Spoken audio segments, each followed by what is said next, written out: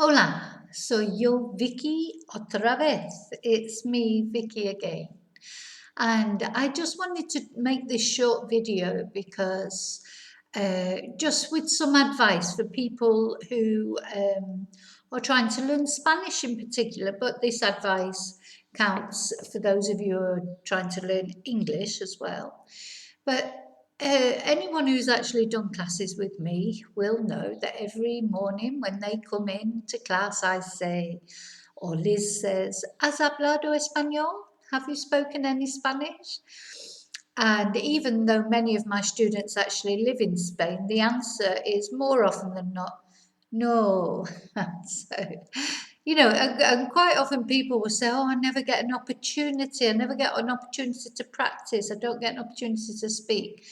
I think it's very important that you can find an opportunity to speak, even if you live in an area that is what we call an expat enclave, that you live amongst a lot of British or other nationalities, not Spanish. Not many people speak Spanish where you are. Because you won't have to go far to go somewhere where nobody speaks English. So yeah, if you're going to go to the British restaurants, or you're going to go to the British commercial centre, you're going to go to the British supermarkets, or the English speaking, I should say, not just British, then yeah, people are going to speak to you in English. But you can get in your car, you can go 10, 15 minutes up the road to your nearest little Spanish village. And there will be one very close to wherever you are. There'll be, even if you live in most areas, have like the urbanizations. They tend to be mainly where people will speak in English because they're inhabited by mainly foreign people. If you go into the pueblo, into the actual village part of whichever area you live in, there'll be plenty of opportunities to speak Spanish.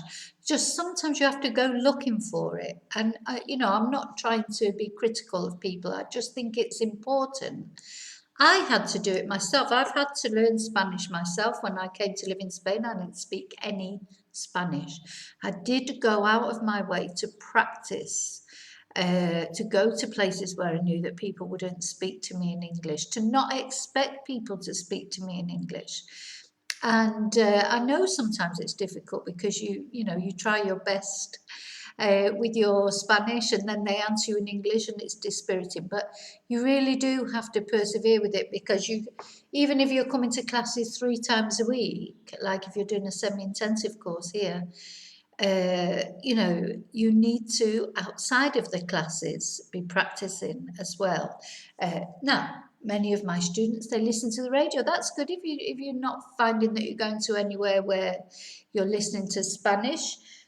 Put the radio on, put the Spanish radio on, put Netflix or a DVD on that you've seen before. It's important that it should be something that you've seen before, so you're not trying to work out the story of what's happening. Put it on, change the language to Spanish, not subtitles. Subtitles don't work for listening, because if you've got subtitles, you can't help it. I do it myself.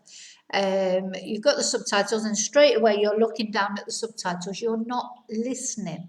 Tuning in your ear, it has to be purely listening. So you need to listen, watch and listen, but not reading subtitles. You won't understand everything that they say. But if you know the story, if you've seen the film or the series before, you don't have to understand every single word. You just have to know the most important words, and that's how it's going to be in the beginning. You won't just start watching something and understand everything. It's a slow process. It's a gradual process. It's like a dawning process. But it does happen. And before I can remember it clearly. Suddenly you think, oh, hang on, I understood that. I understood what they said then.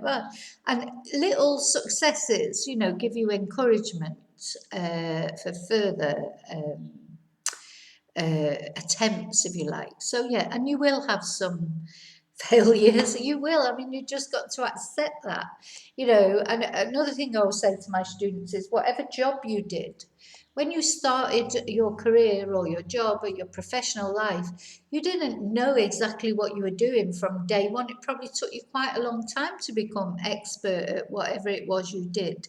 Maybe a year, you know, maybe more than a year. And, you know, and years to get really good at it. So, you know, this is, you must not be hard on yourself, just keep trying. But I do think this is important. I think it is important that you realize that you do have to make an effort to go out and speak to people in Spanish or English. If you're learning English, now you may live in you know, obviously a Spanish speaking area. But the other thing to remember is on Facebook or any of the social media, there are always lots of groups where people are asking for Spanish English exchange. So, you know, join these groups, put your name out there, say you're looking for someone you can do. You know, many of my students have people that they practice with half an hour each on Zoom or Skype, and that doesn't cost anything, just an hour's time, half an hour, one of you speaking, half an hour of you both speaking in English and half an hour of you both speaking in Spanish. You know, these things are important. Come and do a conversation Saturday here, you know, where you're only speaking Spanish all day. And the other thing is, you know, obviously I'm an English speaker, but I speak Spanish. Liz, my other teacher, she's a Spanish speaker and she doesn't really speak much English. Now, quite often we ask people what they've done at the weekend and people answer us in English. And then they say they haven't had an opportunity to speak Spanish. There's your opportunity right there. When Liz asks you what you did at the weekend, or I ask you what you did at the weekend in Spanish, at least you could say something. You don't know all the words. As I say, you don't know all the words. You won't know how to say every single thing you've done. But just, you know, say the main words. And if I understand you, that's all that matters. It doesn't have to be perfect. It just has to be understandable.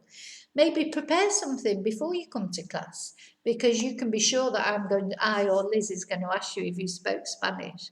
And yeah, make an effort at least to try, because what sometimes happens is then students go away and they say, oh, well, you know, I just want to talk and I can't talk. But you have to take the opportunities that we offer you to speak in Spanish, because we cannot speak for you. We can only present you with the outline of learning Spanish, and we will help as much as we can. But we, you know, there's a time where you do have to sort of take that chance, go out there, forget about being worried if you get it right or you get it wrong.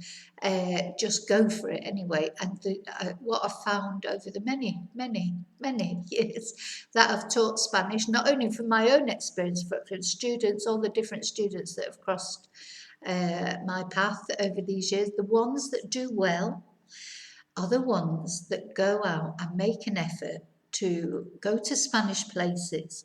You know, you go for a day trip to Murcia or Cartagena if you live in this area anyway. You know, go, as I say, join some sort of Facebook groups where even that are nothing to do with English. Just see if you, there's Spanish groups that you can see if you can follow them or not.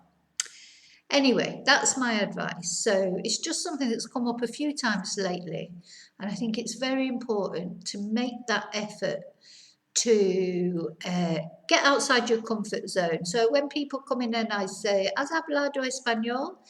And they go, no. And I say, ¿Dónde has ido? Where have you been? And it's, I don't know, all British bars, British restaurants. You know, they haven't been anywhere Spanish. So that's my advice. So I just wanted to make a quick video just to say that, just to give people that advice. But the same advice works to those of you who are learning English. You have to make a bit of an effort to get out there and speak English. I've noticed perhaps people who are learning English, it's probably a bit easier because most people speak English. So you can go out, even if you live in not a British English speaking country. There's probably people there who do speak English, so you can get out there and perhaps practice. But yeah, find someone on Facebook or one of these other social media sites that you can do a language interchange with. That would be my recommendation. alongside classes. I mean, you don't need classes forever, but I think there's always a point where you need classes. But there's a point that you go to with the grammar, and then what you need then is the speaking to actually put it into practice. I mean, of course, in class we do a lot of conversation exercises.